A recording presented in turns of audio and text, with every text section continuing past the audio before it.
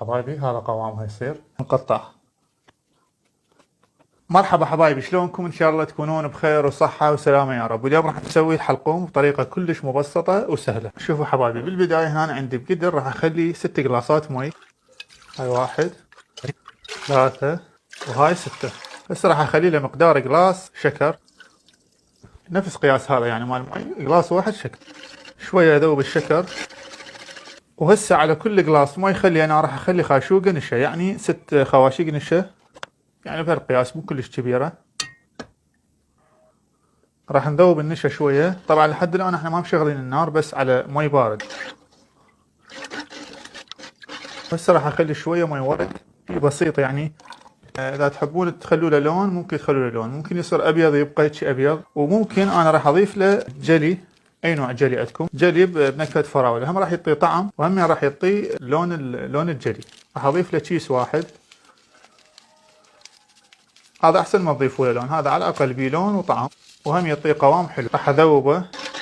هسه راح اشغل عليه النار واظل احرك الى ان يثخن.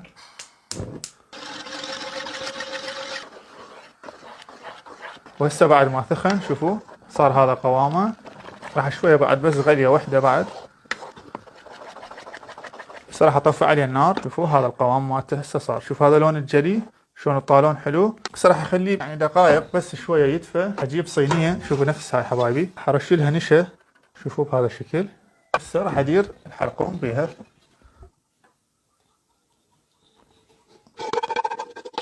شوف حبايبي، هسه راح اخليه فد نص ساعة لين يبرد، بعدين ممكن ندخله للثلاجة هم فد نص ساعة، وراح نطلعه ورايكم شلون راح نقطعه.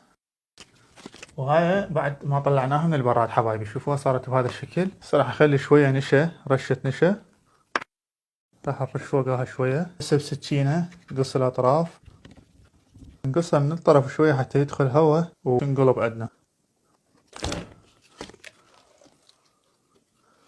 هسه راح نرش لها نشا فوقها. حبايبي ممكن تخلون نايلون شوية اسهل يصير بالقلب، مكان ما تقصقصوه. شوفون نغمسها بالنشا بالاطراف بهذا الشكل. حبايبي هذا قوامها يصير. هسه راح نجيب السكينة بالنشا بهذا الشكل ونقطع.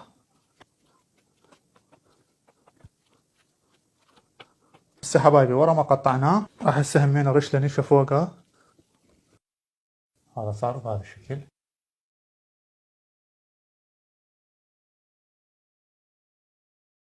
وهذا حبايبي حلقوم او الراحة، طريقة كلش مبسطة. ان شاء الله عجبتكم. شكرا لكم، شكرا على دعمكم، تحياتي لكم ومع الف سلامة.